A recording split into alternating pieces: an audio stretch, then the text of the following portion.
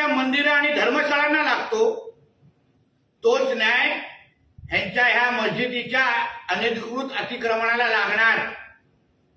मुंबई महापालिकेच्या आणि पोलीसच्या अधिकाऱ्यांना पण सांगेन, कायद्याचं पालन करा। बेकायदेशीर कुठल्याही गोष्टी अगर मुंबईमध्ये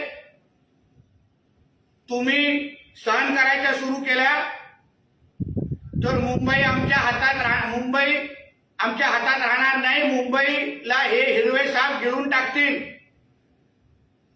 आज अगर तुम्ही ते अनधिकृत बांधकाम तोडले नाही तर मी तुम्हाला सांगतो, त्या अनधिकृत बांधकामच्या समोर आम्ही मंदिराचं बांधकाम सुरू करणार। आणि अगर तुम्हाला आमच्या मंदिराचं बांधकाम थांबवायचं असेल तर तुम्हाला पहिलं ते अनधिकृत बांधकाम तोडायला लागेल।